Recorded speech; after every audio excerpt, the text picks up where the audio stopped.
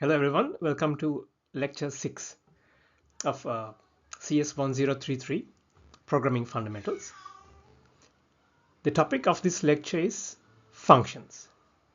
However, we will also discuss about variables and their scopes towards the later parts of lecture 6.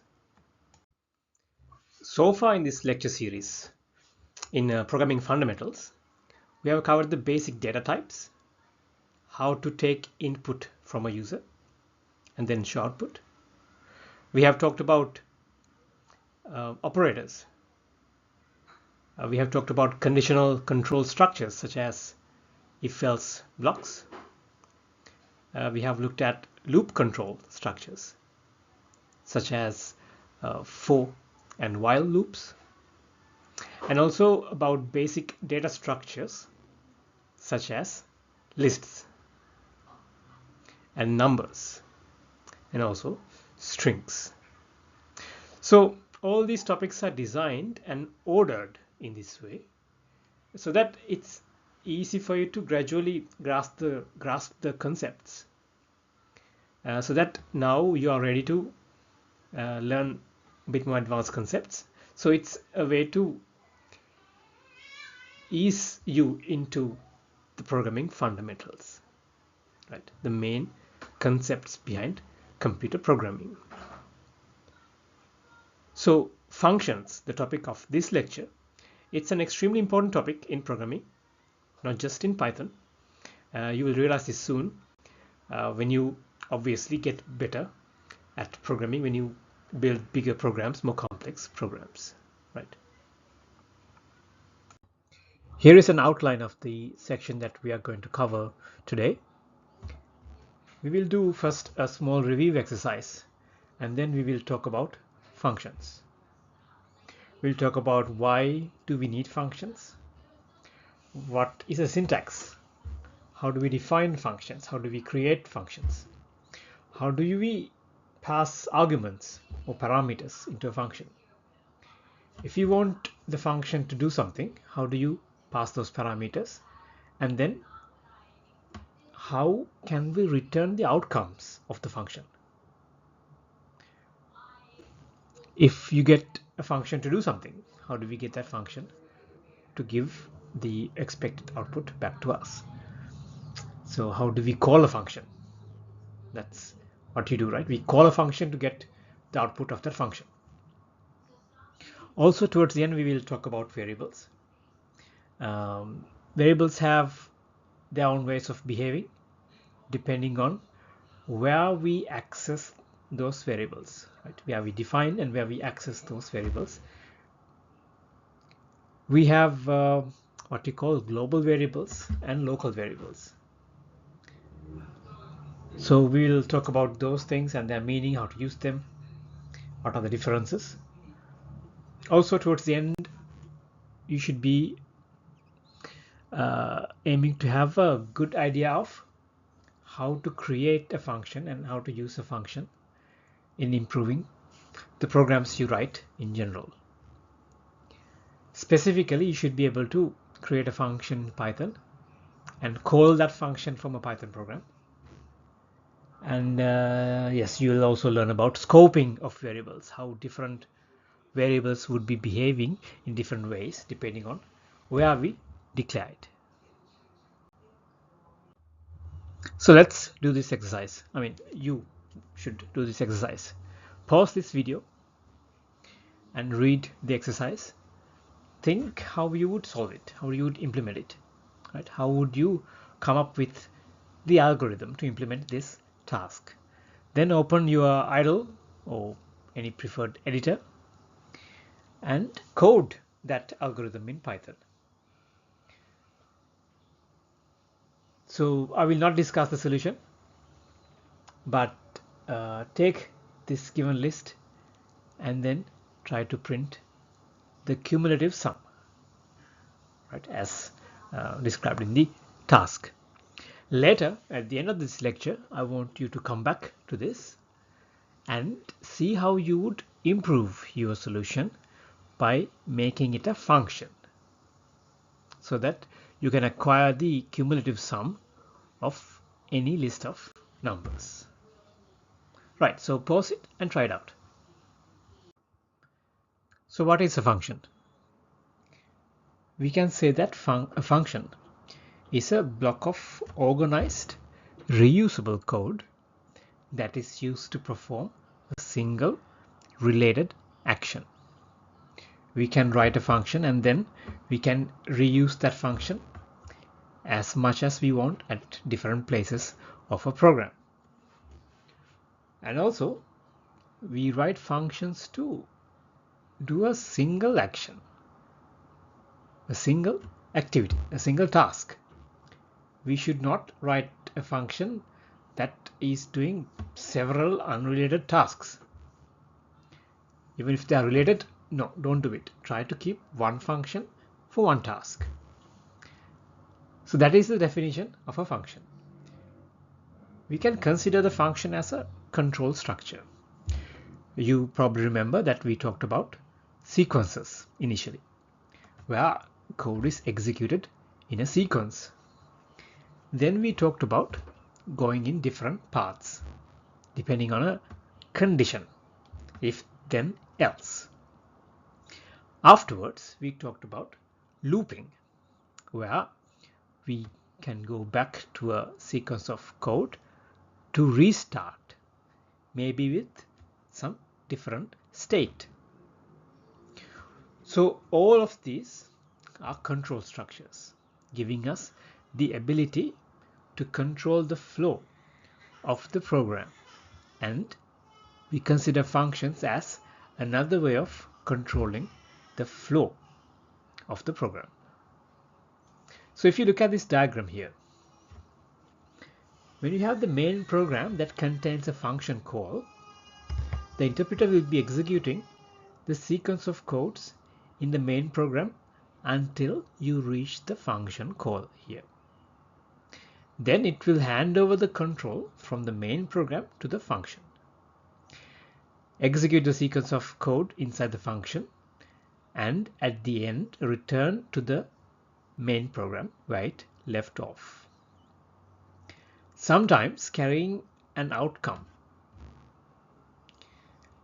generated by the function and using that in the next sequence of code following the function call. If there are more function calls down the line, the same will happen to those function calls as well. So this is how a function is executed in a program. So why do we put the effort to create these functions? There are several reasons. So it could be that sometimes we have the same piece of code that is repeating in several places in a program. So we can create a function to represent that block of code and then reuse it. Reuse just the function. Right? You have to just call the function, then you don't have to repeat the code blocks. Right? So we could write the code once and then call that function anywhere so that the same sequence of code will be executed. And if there was an error in this block of codes in a function, you can only go to the function and fix it in that particular occurrence, right? You can just have to fix it in that function. You don't have to go to all the places where initially that code could have repeated, right? So it's much more easy to maintain code and modify code when you have organized it in functions. Right? So if you don't use functions, then you'd be having lots of trouble fixing code when you find problems. Sometimes another reason, sometimes the main program could be too long to handle. So if you have several lines of code, maybe thousands, even hundreds is sometimes hard, it becomes difficult to manage, difficult to change and difficult to understand. So we could solve this.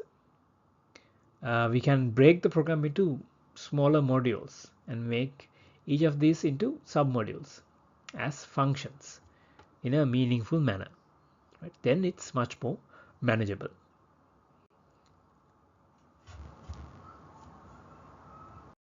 So now let's look at a scenario where we can use functions to simplify a complex program. We are looking at a toy example, right? So on the left is, let's say this is a program with some arbitrary language, right? It's not Python. That doesn't matter because we are only talking about the concept of using functions, right? So here we have a set of lines of code, and so these few lines start with capital A, these few lines start with capital B, these few lines start with capital C. That's because in the program, this block of lines are interrelated to each other. They correspond to doing a certain task, and these few lines starting with capital B are interrelated to each other. They also work towards their own goal, and similar for C, right? So the idea is we have several lines of code starting from the top to bottom, but in the middle, inside the program, we have chunks of lines of code that do a particular task within the main program, right? So let's look at this block of code starting with A. We can put them into a function, right? We can define a function A, capital A, and put those lines in here, right? We can do the same thing for these lines starting with capital B. Put them into a function called capital B, right? And we can define that capital B function here. And then we can do the same thing for capital C. These lines are going in here, right? So the idea is now we have the main program only has these three lines calling these individual functions. First it calls function A, then it calls function B, then it calls function C. So this is just the main program. So did these previous lines of code disappear? No, we just put them in a subprogram, right? So these are different subprograms containing the definitions of these functions, right? But the main program is very easy to now understand. It's more simplified. So if you give meaningful names to these functions, then anybody can easily understand what's going on, right? So this concept is used to manage large programs, to make it more manageable by splitting it to smaller parts and reusing the code in terms of functions. So let's look at another visualization, an illustration of why and how function would benefit us in our programming.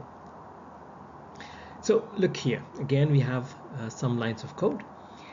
Here you see these lines starting with capital A, which are, as I said before, interrelated, right? They are doing a certain task. And then we have some lines starting with C, and then again we have the same lines starting with A, right? So this chunk of code, right, sequence of code lines are repeated here. This is a common thing that can happen in a large program, right? You might see when you keep writing code, you might have to repeat certain sequences of lines in multiple places. Okay, what can we do now? We can define this function A as before to have these lines of code, right? To perform this task, we define function A, right, like that. So once we define function A like that, with these repeating chunks of lines starting with A, instead of repeating these lines, you guessed it, I think, we can call this function A here and here, right? So this is a common thing that can happen, and that's how you can use a function to reduce repetitive chunks of code. Right, now the program is smaller and we don't have repeating lines of code except for these two calls of the function, which is much more efficient now. There are other benefits to this, right? So let's say you realized at some point that there is an error in one of the lines of code here in this function name. So instead of going through a large program where you have to see these repeating chunks of lines and fixing here and here, now you just have to fix it only at one place, right? Inside the function A, you just fix it once and already it's fixed here and here because you are just calling the fixed function from the main program. That's a huge advantage. It's a big benefit of using functions. So always try to organize your code in functions. Here is a little quiz for you. So pause this video and try to answer this question before moving on. Let's look at how a function is defined in Python. The function definition starts with the indication of the def keyword, def. If you indicate def, the keyword def, Python interpreter knows that you are starting the definition of a function. The definition will be followed by a function name and a set of parentheses or brackets. Inside those parentheses, we put the input parameters or the arguments that we want to pass to the function. When we want something done by the function, we can give arguments. We can say these variables should be used for this function. So that's what we give as the input parameters. Also, we can define parameters inside the parentheses, right? We can define, not just passing. It can be defined inside the parentheses. The first statement of the function is an optional statement. It's a string literal that we call the doc string or the document string. Now you remember we write comments in a program to indicate what certain areas of the code is doing, right? To outline what a block of code is doing. Similar to that, we can use a doc string for functions to describe what the function is doing. This is useful when we do documentation for functions, particularly if you write a collection of functions and make a library. You want to make a documentation so that other people can understand what your functions are doing. You can automatically generate the relevant documentation using whatever you type in these doc strings, right? So then it can generate a nice documentation that describes what each function is doing.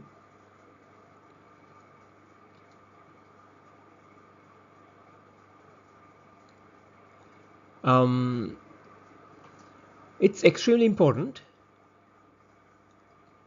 that the block of code that's used inside the function after the definition is properly indented. Right?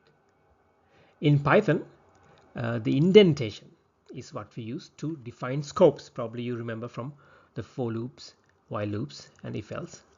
That's how Python code understands that this block of code is, in this case, part of a function. Then finally we have a return statement at the end, where we can have an expression to return something back to the main program or the calling program, or else we can leave it as it is without writing anything as a return statement, because it's optional, right? If you don't write a return statement, then none will be the return value, right? Nothing will be returned.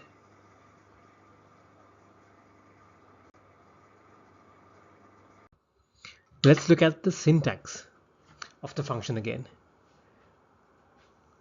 As mentioned earlier, we start the definition of a function by indicating the def keyword, and then we have a meaningful function name that we give to indicate that indicate what the function is doing. Then we have the list of arguments or parameters within the parenthesis, and then we have this colon to indicate that we are starting the definition of the function. We have this docstring, which is optional, which can be used to indicate or give a description of what the function is doing, and it can be used later for generating documentation.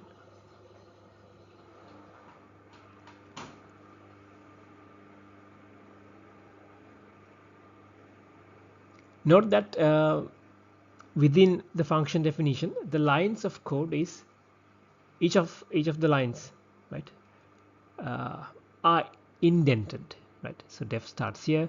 That's one indentation for the rest of the function. That's how you describe the scope. That's how you say, okay, this part of the code is inside this function.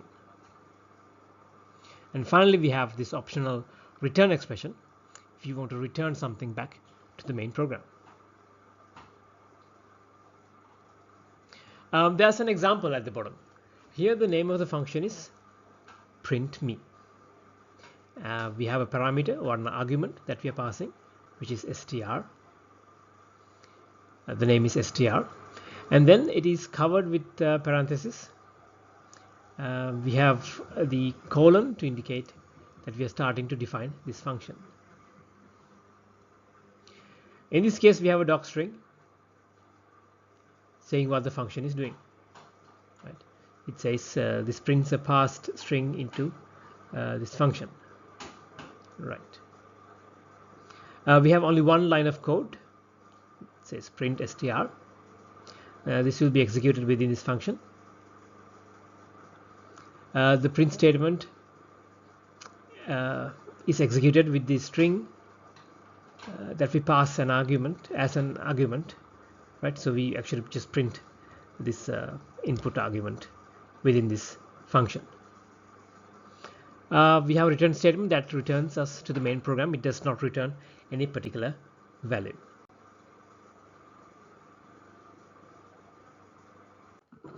Up to now, we have defined a function. Let's look at how we can call this function. Right? So calling a function can be done from another function. Right? Could be a main function, or could be from the Python prompt.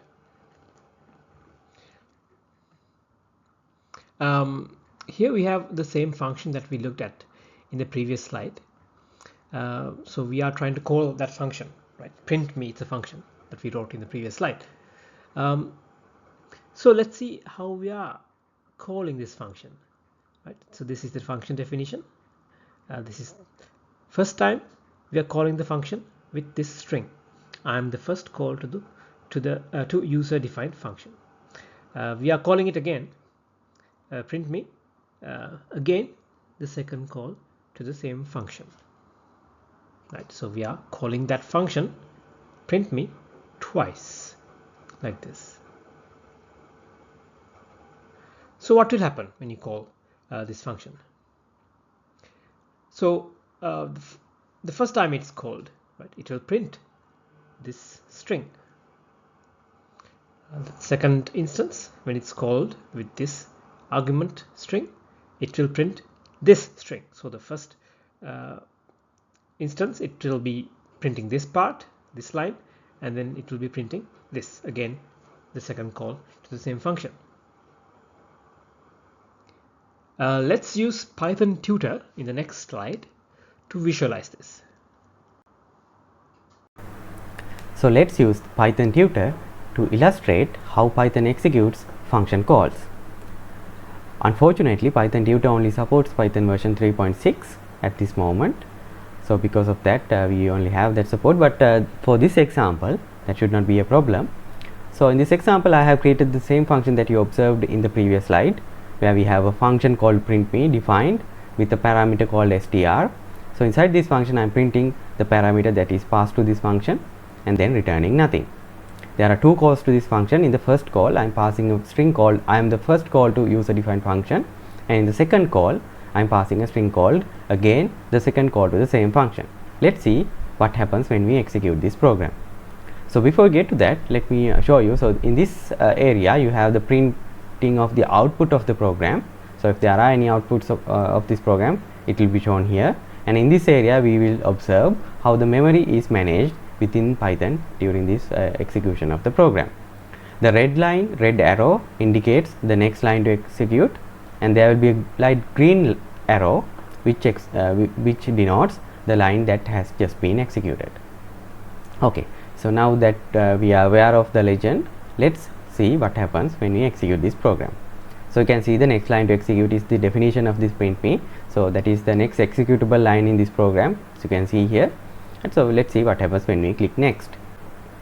So when we click next, what happens is Python has created in the memory an entry called printme, which is pointing to the definition of the function printme. So we call this as a reference to the object of the function. So in this printme function, which takes a str as a variable. So whenever someone else calls this function printme, Python knows where to go to and call this function using this reference. So the next, as you can see here, there's the light green color arrow that shows that the line that has just been executed. So Python has kept this in the memory.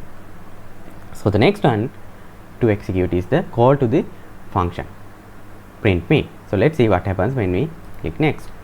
So that takes us to the next function to be executed. When we call the printme function, it takes you to the definition of that printme function, but now we need a value for this str parameter. So the value that that is assigned to that str parameter is the value that is given in this calling of the function. So here str is assigned I am the first call to user defined function.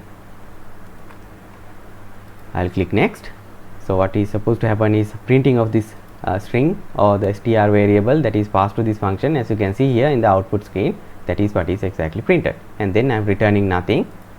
And then when I click next, it takes me back to the next line of the code in the main program that is to be executed.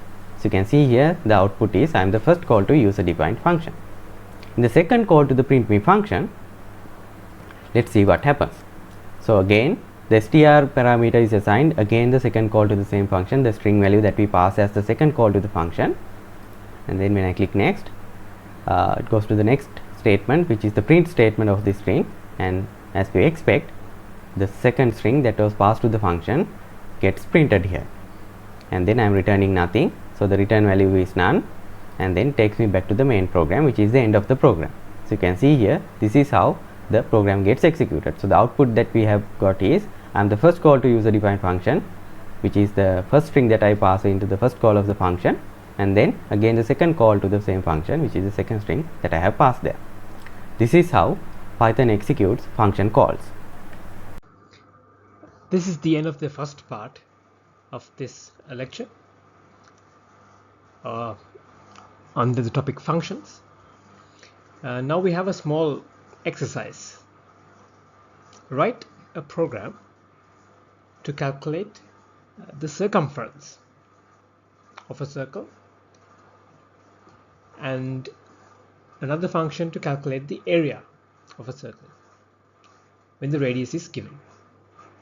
Right, so write a program to calculate the circumference and the area of the circle when the radius is given. The user will be giving the radius as the input. Right? So within the main program, you need to define two functions, one to calculate the circumference and the other one to calculate the area.